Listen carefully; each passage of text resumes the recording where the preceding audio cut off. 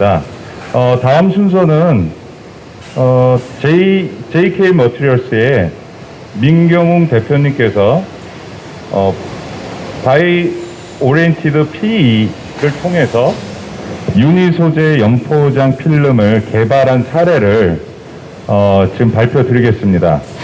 지금 유니 소재로서의 의미는 재활용하기 편리하게 다른 소재의 라미네이션 없이 기존의 포장재의 기능성을 발휘하게끔 했다는 데 핵심이 되겠고요.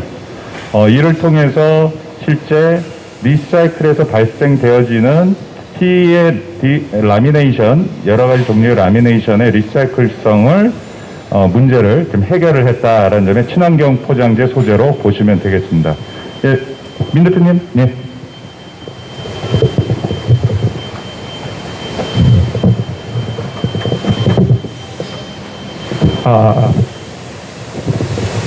안녕하십니까. 저는 JK 머티리얼즈의 민경웅이라고 합니다. 저희 회사는 그 플렉서블 패키징 시장 내에서 가장 국내에서 다양한 필름들을 하고 있는 회사라고 보시면 될 것 같습니다. 1974년에 브로운 P를 먼저 시작했고요. 이축 연신 쪽에 DOPP, DOPA 필름을 지금 현재 제조하고 있습니다. 또한 DO PET 필름도 저희가 상품으로 다루고 있기 때문에 아마 P에 대한, 일반 P에 대한 물성, 그리고 제조에 대한 가공, 그리고 고객에 대한 이해도, 그리고 이축 연신에 대한 물성이나 가공, 그리고 고객에 대한 이해도를 동시에 가지고 있는 국내에서 아마 유일한 회사라고 생각하시면 될 것 같습니다. 그러다 보니까 이제 이축 연신 P에 대해서 저희가 쉽게 접근하고 시제품으로 개발하고 양산까지 가는 단계인 것 같습니다. 제가 마스크를 쓰고 지금 말씀을 드리니까 굉장히 답답한데요. 혹시 이 마스크 재질에 대해서, 재질이 어떤 구성으로 되어 있는지 아시는 분 계신가요? 그렇죠. 제가 이거 마스크 필름을 가져오긴 했는데, 제가 쓰고 있는 마스크 필름이 이제 저희 회사 필름들을 쓰고 있어서 들고 왔는데, 혹시 이 마스크 필름의 재질 구성이 어떻게 되는지 혹시 아시는 분 계신가요? 이 필름 같은 경우에 지금 페트의 내면 인쇄를 하고 있고요. 거기에 중층에 페트, 증착, 알루미늄 증착된 페트가 쓰이고, 그 다음에 실링층으로 P 이렇게 3중지로 쓰이고 있습니다. 여기 뒤에 보시면 여기 재활용이라고 써있고 아더라고 써있습니다. 혹시 이 제품이 어떻게 폐기가 되고 있는지 혹시 아시는 분 계신가요? 이 아더 제품 같은 경우에 분리수거를 해서 집에서 비닐로에 넣을 수 있고 보통 넣어서 하시는데, 이 부분은 재활용 업체에 가더라도 재활용 업체에 가면 대부분이 다 매립 또는 소각으로 처리가 되고 있습니다. 이게 이제 대부분의 필름들의 복합 필름들이 지금 그렇게 구성이 되어 있는데요. 제가 향후에 넘어가면서 말씀드리겠습니다. 저희 회사 소개는 자료로 대체하고 나중에 원하시면 저희가 보내드리고요. 좀 넘어가겠습니다. 앞에는 넘어가고요. 네. 이렇게 마스크 말씀드렸는데, 최근에 환경적인 이슈, 여기 오신 것도 다 환경이 워낙 핫 이슈로 써있고, 특히 코로나가 발생하면서 일회용 플라스틱의 사용량이 굉장히 많이 증가를 하면서 완전 핫 이슈인 상황입니다. 그런 이슈도 있고요. 그리고 이제 이런 이슈를 바탕으로 특히 ESG 얘기가 나오면서 국내 대기업들도 경제성을 떠나서 이런 플라스틱을 어떻게 하면 재활용할 수 있을까, 친환경으로 사용할 수 있을까 하는 이슈에 접근을 하고 있습니다. 근래 저희도 몇몇 대기업, 석유화학 기업들과 PIR, PCR 관련한 프로젝트도 지금 진행을 하고 있는 상황입니다. 그런데 이렇게 저희도 진행을 하고 있는데요. 한국은 그 재활용 비율이 전 세계적으로 다음으로 2위입니다. 굉장히 높은 편인데, 그렇게 재활용된 제품 중에서 자료를 보시면 볼 수 있을지 모르겠는데, 전체 그러니까 분리수거된 제품 중에서 재활용까지 가는 제품은 한 20%대 중반, 한 70%가 아까 말씀드린 대로 얘와 마찬가지 열 에너지로 소각장으로 사라지고 있는 상황입니다. 전 세계적으로 이렇게 핫 이슈가 돼 있음에도 불구하고 현실과 이 생각은 상당히 괴리가 있는 상태입니다. 이러한 괴리들을 좀 극복하기 위해서 전 세계에서는 다양한 소재들을 보고 있고요. 제가 모노 소재를 말씀드리기 전에 시장에 대한 현황을 좀 말씀을 드려야 될 것 같아서 잠깐만 넘어가겠습니다. 유럽 같은 경우에 내가 지금 가장 활발하게 지금 재활용이나 친환경에 대한 논의들을 이루어지고 있는 나라인데요. 그 아까 재활용이 잘 되는 나라 1위부터 전 세계 15위를 뽑으면 저희가 한국이 1위가 독일이고 한국이 2위입니다. 근데 2위 외에 3위부터 15위까지는 모두 유럽 국가들입니다.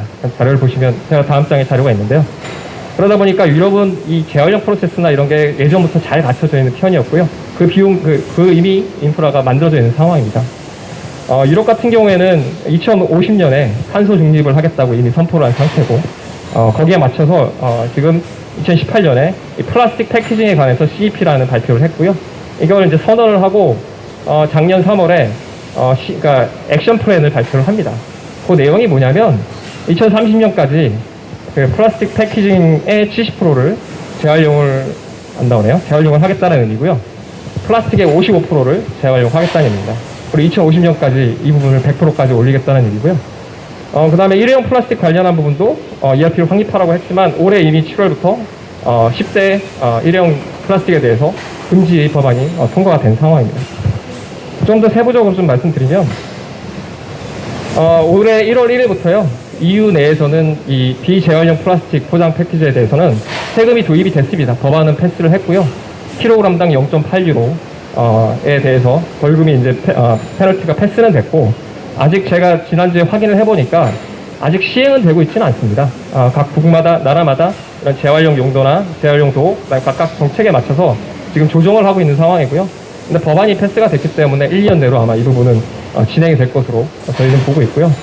아까 말씀드린 일회용 플라스틱 얘기들, 그리고 벨기에나 독일도 가장 독일이 1위고 벨기에가 3위의 국가인데 이 두 나라도 그 EU의 정책에 맞춰서 지금 국내법들을 개정하고 있는 단계에 있습니다.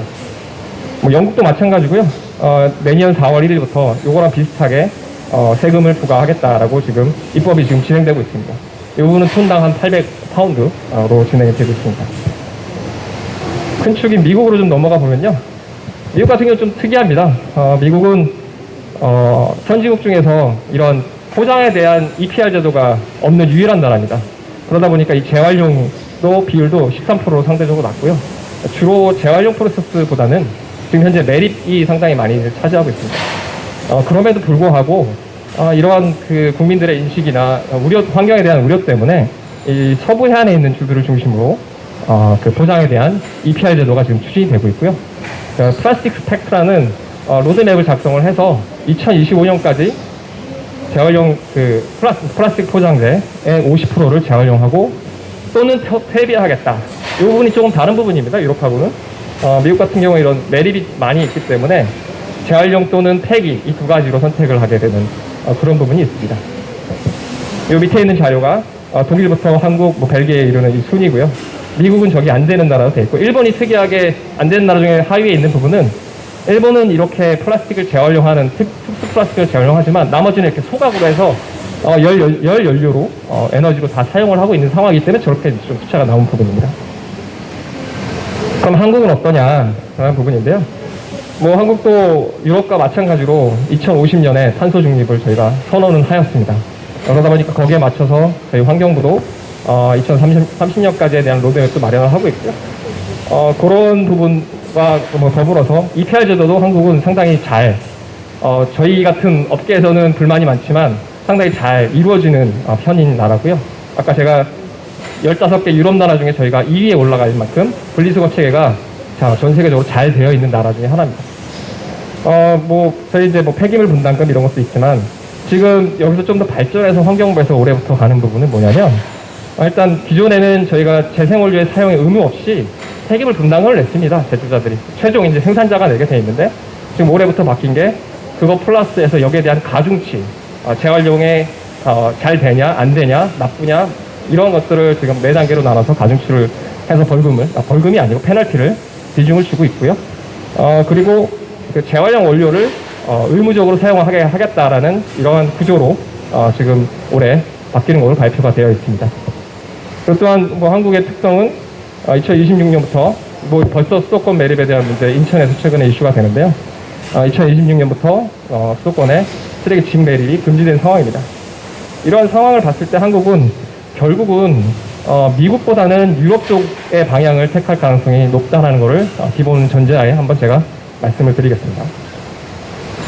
지금까지는 이렇게 환경을 말씀드렸고요. 이건 넘어갈게요. 그러면 왜 저희 이축연신 PE 필름을 사용을 해야 되는가, 가능성이 왜 있나를 말씀을 드리겠습니다. 아까 말씀드린 대로 대부분의 지금 연포장에서 사용되는 패키지, 저희가 생각하는 그냥 비닐이라고 생각되는 부분들이 이렇게 복합 재질화 되어 있습니다. 저희가 정리를 해보니까 이게 지금 다 다른 재질의 필름들로 합지가 되어 있고요. 정리해보니까 국내 한 60여 가지가 넘는 이 복합 재질이 있고요. 이렇게 복합 재질이 저 밑에 아더라는 분리 배출 표시가 돼서 배출이 되고 있는 상황입니다. 근데 여기에 이 필름들에 대해서 기본적으로 보시면 이렇게 PE나 CPP 이 두 가지가 기본 베이스가 된다는 걸 볼 수 있습니다. 이 부분은 이제 실링성 때문에 음식에 닿는 부분 플러스 실링성 때문에 이제 이런 부분이 되어 있고요. 제가 이게 표시가 안 되는데 이쪽에 보시면 이제 모노 소재 이거는 이제 낱장으로 사용되는 그 필름들이 구성을 제가 보여드리는 건데요. PE가 한 53%, PP가 한 42% 정도 됩니다. 그러니까 저 수지들을 올레핀 계열의 수지라고 하는데요. 올레핀 계열의 수지가 모노 소재 매트리얼 중에서 지금 그 쓰레기가 발생하는 것 중에 사용되고 있는 게 95% 이상이 폴리 올레핀 계열입니다. 그러면 그 얘기는 뭐냐면 저 올레핀 계열의 플라스틱에 맞춰서 재활용 체계가 우리나라가 이미 전 세계에 구축이 되어 있다는 말씀을 드리는 겁니다. 그러면 이러한 PE, PP의 올레핀 계열의 소재가 베이스가 되고 이 다른 소재들이 기능성이 부여된 소재들만 재질만 될 수 있으면 모노 소재의 방향성은 가장 쉬운 방향성이 PP나 PP 쪽이 가장 쉬운 방향성 아닌가라는 걸 말씀드립니다. 기본적으로 이 포장 구성을 보면 이렇게 프린팅층, 그다음에 배려층이나 기능성층, 그리고 실러블층이 들어가 있고요. 이렇게 이제 보면 비오의 그러니까 이축연신 필름들이 프린트층이나 배려층이 있고요. 거기에 코팅이라든지 증착을 통해서 기능성을 보완을 하고요. PE 쪽이나 CPP로 그러니까 실링을 보완하는 그림입니다. 이 부분을 저희는 이 프린트층을 BOPE로 대체를 하고요. 그다음에 배리어 레이어는 이런 투명이나 코팅 쪽을 통해서 보완하는 아이디어를 가지고 이 프로젝트를 진행했습니다. BOP의 장점을 간단하게 좀 설명드리면 이축연신의 장점이랑 비슷합니다. 이축연신을 하다 보니까 이런 투명성이나 기계 전문성이 상당히 양호합니다. 제가 다음 장에서 그 수치로 직접 보여드리겠습니다. 그리고 이제 PE 계열이다 보니까 모노 수지 아까 말씀드린 할 수 있고요. 그리고 이런 투명성, 기계적 물성이 좋다 보니까 특히 내필원성이 굉장히 좋은 편입니다. 그래서 지금 나일론 같은 경우 저희가 제조하고 있지만 나일론을 대체할 수 있는 하나의 배리어성을 뺀 상태에서는 하나의 기자재로 볼 수 있고요. 그 단점으로는 DOP 이 자체가 PE 수지 베이스이기 때문에 PE 자체가 어떻게 보면 가공 온도가 낮습니다. 다른 원재료에 비해서. 그러다 보니까 이제 저희가 이제 내열성에 대한 약한 부분, 그리고 PE 자체가 힘률이 좋은 편이거든요. 여전히 이축연신에도 좋은 편입니다. 그러다 보니까 이제 가공할 때 이 텐션에 대한 조건이 좀 예민하다라는 말씀을 단점으로 좀 보여드립니다. 다음은 이제 이 부분부터는 보여드리는 게 거의 국내에서 아마 최초로 보시는 자료가 될 것 같고요. 저희 회사가 다 측정을 해서 만든 자료들입니다. 원하시면 저희가 이 자료들은 아마 공유를 해드릴 것 같습니다. 지금 이제 기존 PE 계열 중에서 이렇게 생산의 방법에 따라서 저희가 측정을 해봤습니다. LLDP 지금 두께 30마이크론, 저희가 이제 HD와 LLD 두 가지의 BOP 필름 30마이크론, 그리고 한 2년 전부터 판매가 되고 있는 MDO 필름의 기준으로 저희가 비교를 해봤고요. 보시면 인장 강도 자체가 기존의 같은 LLDP 브로운을 뽑은 PE의 한 MD 방향으로 한 2배에서 3배, TD 방향으로 6배에서 7배 정도 인장도 좋아지는 걸 보실 수 있고요. 낙하 충격 강도를 보시면 더 좀 놀라우실 겁니다. 기존의 30마이크론의 LLDP가 낙하 충격 강도가 42g이었는데 30마이크론에 저희가 LLD를 뽑은 것은 거의 1300 가까이 나오는 거로 비교가 안 될 정도로 좋고요. 비교할 때 이 MDOP 쪽이 있는데요. MDOP 쪽은 MD 방향으로만 연신을 한 필름입니다. 그러다 보니까 연신 방향에 있어서는 인장 강도가 상당히 좋은 편이고요. 어떻게 보면 BOP보다 좀 좋게 나온 편이고요. TD 방향은 상대적으로 기존의 LLDP보다 더 낮게 나올 수밖에 없습니다. 그건 방향성의 문제이기 때문에 연신 방향성의 문제고요. 이게 이제 이 낙하 충격 강도하고도 바로 연결이 되는데요. TD 방향이 유난히 약하다 보니까 낙하 충격 강도를 테스트할 때 MD 방향으로 테스트할 때는 강한데 반면에서 조금만 삐뚤어져서 TD 방향으로 가면 바로 구멍이 나는, 그러다 보니까 저희가 측정하기 어려운 정도 숫자가 나오는 거를 볼 수 있습니다. 같은 피끼리 제가 한번 비교한 자료고요. 이거는 뭐 내부 자료, 이거는 참고로 제조 과정은 나중에 보시면 될 것 같습니다. 그리고 이제 저희가 필름끼리도 한번 비교를 해드렸고, 그러면 이제 저희가 대체를 대상으로 하고 있는 이축 연신 필름들에 대해서 한번 비교를 해봤습니다. 저희가 지금 대부분 다 다루고 있는 필름이라서 제가 이제 직접 비교를 다 했는데요. 일단은 나일론 필름 같은 경우에 15마이크론 두께가 가장 많이 쓰이고 있고, DP가 20마이크론, 패트는 12마이크론이 가장 많이 쓰이고 있습니다. 저희가 지금 그 부분을 타겟하는 거는 30마이크론의 이제 DOP로 타겟을 하고 있는데, 인장 강도는 좀 모자랍니다. 근데 OPP 정도의 얼추 비슷하게 가고요.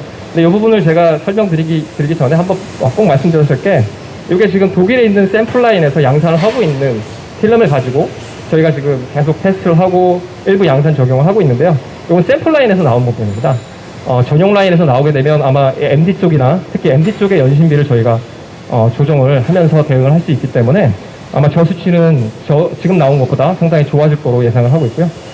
낙하 충격 강도를 보시면 기본적으로 두께 비유중을 봐야겠지만 비슷한 두께로 간다면 OPP나 PET 정도 수준보다 좀 좋게 나오고요.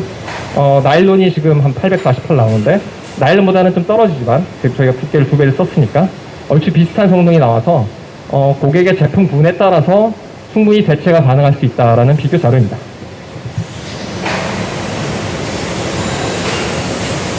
이런 필름들을 가지고 저희가 완제품까지 하면서 이제 후가공성들을 다 테스트를 했습니다. 뭐 한두 번 한 게 아니고 뭐 수십 번씩 저희가 테스트하면서 여러 가지 조건들을 잡았는데요. 후가공 조건을 이번 실제 팩트 자료 저희가 양산한 자료입니다. 먼저 인쇄 쪽이고요. 그라비아와 플렉소 인쇄 다 했고요. 아까 뭐 저희 피 자체의 문제 때문에 이제 드라이 온도나 공정 텐션을 이제 최소화해서 지금 진행을 했습니다. 그랬을 경우에 지금 오토핀트 다 잡혔고요. 잔류용제 문제 크게 없이 진행을 했고, 단지 피치 수축이 TD 쪽에 1.5에서 2mm 정도 나왔는데요. 이 부분은 일정하게 나오는 부분이기 때문에 동판이나 처음에 제작할 때부터 감안하게 하면 충분히 대응할 수 있는 수치고요. 단지 이제 저희가 이 드라이 온도하고 공정 텐션을 최소화하다 보니까 라인 스피드가 한 기존에 패트가 이제 가장 많이 쓰이는데요. 패트 대비해서 한 10에서 15% 정도 생산성이 좀 떨어지는 부분이 있습니다. 저희도 이제 이 부분은 계속 테스트를 하고 있는 부분이고 늘려가기 위해 노력을 하고 있기 때문에 그 정도는 양산 라인이 들어오게 되면 충분히 비슷하게 갈 수 있을 수치라고 보고요. 인쇄를 이렇게 하고 나서 저희가 이제 라미 공정도 합지 공정을 거쳤습니다. 드라이 라미, 무용제 라미, 티다이 다 했는데요. 기본적으로는 드라이 온도나 공정 텐션을 최소화한 그런 조건으로 진행을 한 상황입니다. 일단은 다 큰 문제 없이 합지가 진행됐고요. 단지 이제 드라이 같은 경우에는 저희가 이제 드라이 온도를 낮추고 그 다음에 이제 스피드를 좀 늦추다 보니까 잔류용제가 조금 남는 부분은 있습니다. 근데 이 부분은 이제 좀 감안해 주실 게 기존에 패트를 가공하는 라미 설비들에서 한 부분이기 때문에 BOP 같은 경우에 이런 드라이 챔버의 길이를 좀 늘린다던가 특히 저희가 게지를 통해서 MD 방향 연출을 좀 더 하게 되면 충분히 잔류용제 문제도 해결할 수 있지 않을까 그렇게 저희는 기대하고 있고요.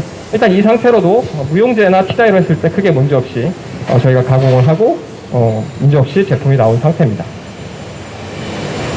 네, 이렇게 이제 라미를 하고 저희가 이제 봉투 가공까지 했습니다.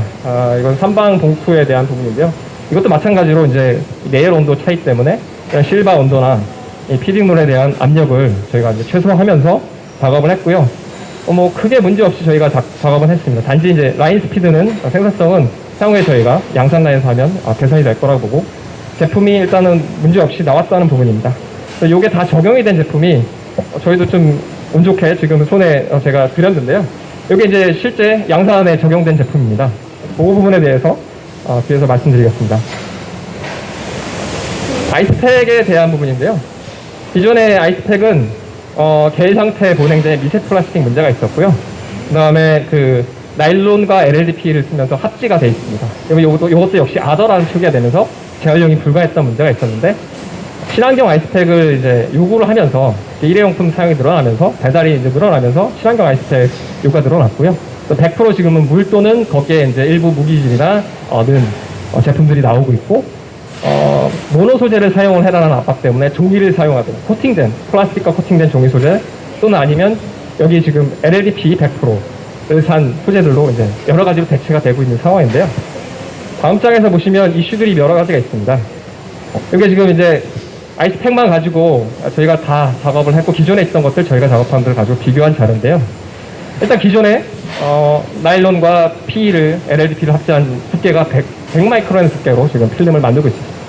요거를 대체를 하면서 PE 쪽에 130마이크론으로 할 수밖에 없었습니다. 그 부분이 이제 낙추 강도 부분이 있고요. 아이스팩 같은 경우에는 얼음끼리 이제 부딪히는 확률이 높기 때문에 그 다음에 실링 강도 이 부분이 중요하고요. 낙추 강도가 제일 중요한 게 아이스팩이나 냉동식품이 얼었을 때는 이게 송곳처럼 뾰족합니다.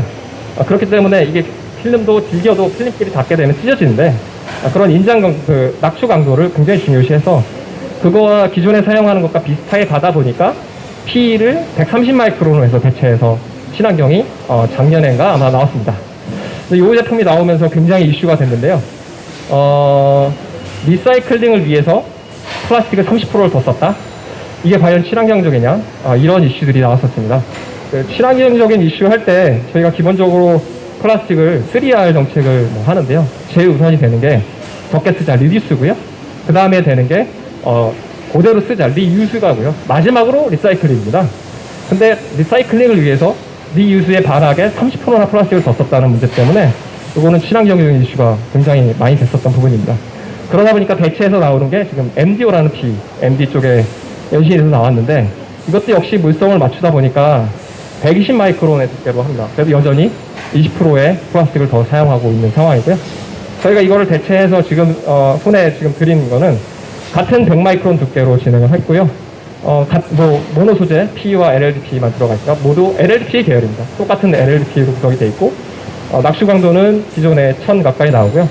실링 강도가 조금 떨어지긴 합니다만 MDO하고 비교하시면 이게 이제 실링의 방향성 때문에 그렇습니다. 사이드하고 버텀 쪽인데 MDO하고 큰 차이가 없는 수치로 나와 있습니다. 그러다 보니까 이번에 양산이 적용이 된 부분이고요. 이렇게 이제 양산이 되고 그러면 앞으로 저희가 타겟을 어떻게 잡을 거냐 라는 부분입니다. 먼저 타입 1이라고 이제 이건 내부적으로 그냥 저희가 프로젝트를 하면서 이름을 정했는데요. 타입 1으로 정했는데 기존 아이스팩과 비슷한 류의 제품들입니다. 밀가루 포장지라든지 건어물, 아이스팩, 분말 세제 포장지들. 이거는 이제 배리어성을 크게 필요하지 않고 낙추 강도나 이런 부분들을 내필요성을 강조를 중요시하는 제품들이고요. 그런 제품들은 이미 양산화가 되기 때문에 저희가 이제 향후에 양산이 되기 시작하면 저희 양산라에서 양산이 되기 시작하면 바로 대체할 수 있는 부분이라고 보시면 될 것 같고요. 두 번째는 이제 가스 차단성이 필요한 부분입니다. 그러니까 저희 레토르트 음식들이 이제 많이 쓰이고 아까 이제 알루미늄 계열이 쓰이는 부분이 이런 산소 차단성의 문제 때문입니다. 이 산소 차단성이 좋아지면서 식품업계에서는 굉장히 혁신적으로 변화가 있었는데요. 유통기한이 늘면서 이런 재고에 대한 부담이 상당히 적고 음식물이 버려지는 부분도 좋은 역할을 한 거고요. 그래서 저희가 가스 차단성을 확보를 하기 위해서 이거는 이제 고차단성은 아니고요. 중차단성 정도입니다. 한 OTR 한 2에서 한 30? 그러니까 산소 투과도가 한 2에서 30 정도 되는 제품인데 이 부분도 이미 저희는 테스트를 완료했습니다. EVOH 5%인의 EVOH를 사용을 한 봉합출 필름을 사용을 해서요. 저희 BOP 필름하고 합치를 해서 테스트를 다 완료했고요. 지금 현재도 15사와의 이 부분에서 저희 테스트를 진행을 하고 있고요. 아마 이 부분은 적용이 그렇게 어렵지 않을 것으로 예상이 됩니다. 이미 저희가 배리어성 뒤쪽에 자료 보시면 나와 있고요. 이 부분은 하나씩 적용하면 될 부분이고요. 타입 2까지는 저희가 이제 타입 1은 양산이 됐고 타입 2는 테스트를 다 완료했다라고 보시면 될 것 같습니다. 저희 이제 최종 골은 타입 3와 타입 4인데요. 이게 같은 겁니다. 산소 투과도가 1 미만인 제품들입니다. 저희가 이제 많이 쓰는 레토르트나 햇반이나 이런 층들이고요. 이게 지금 이렇게 간단하게 했지만 여기에 알루미늄이나 이렇게 여러 가지 기존의 다양한 재질의 4중지, 5중지가 이루어져 있는 상황입니다. 이런 부분들은 저희가 다음 장에서 한번 보여드리겠습니다. 기존의 이제 코팅이나 이런 증착이나의 방법을 똑같은 방법을 통해서 저희가 이미 테스트는 끝냈습니다. 끝냈으나 이 PE 자체가 제가 저 끝에 그냥 BOP랑 LLD만 합치한 거 OTR을 표시했는데 6000입니다. PE 자체의 산소 투과도가 굉장히 높습니다. 굉장히 좋고요. 그러니까 숨을 잘 쉰다고 보시면 될 것 같고요.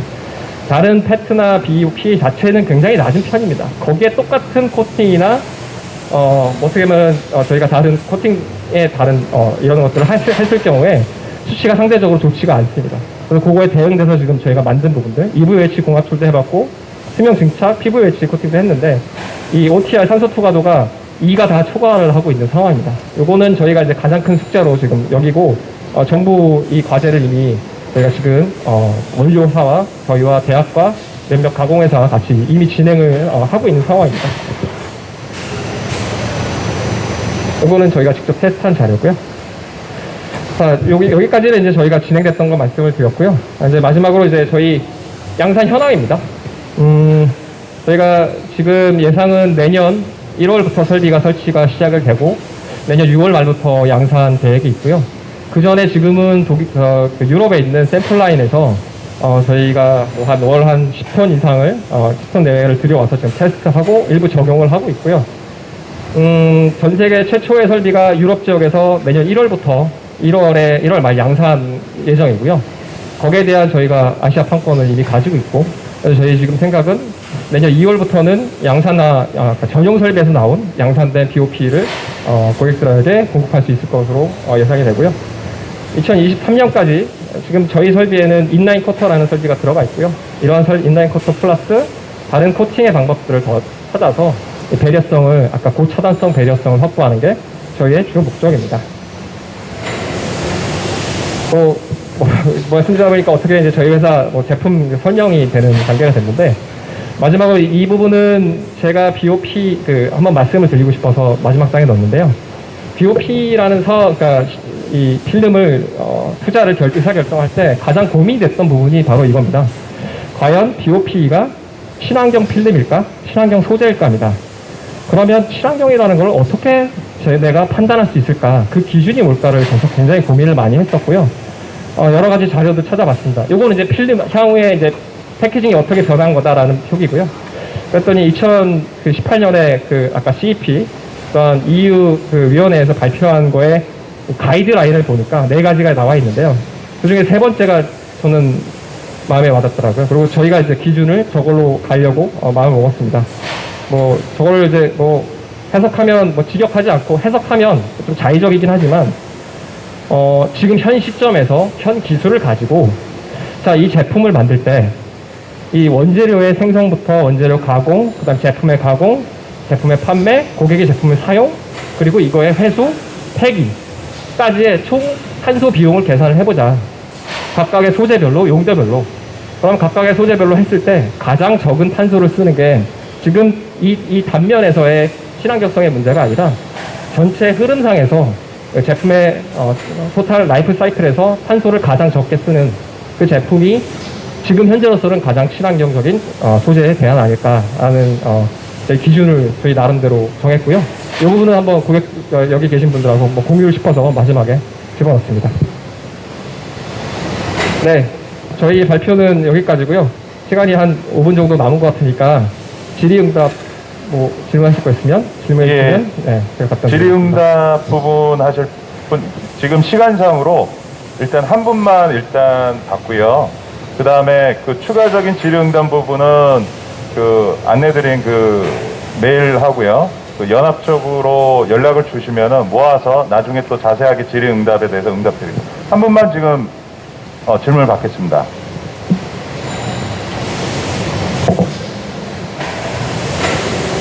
예. 예. 네, 설명 잘 들었습니다. BOP 생산 설비나 이런 거에 대한 내용은 좀 빠진 것 같은데요.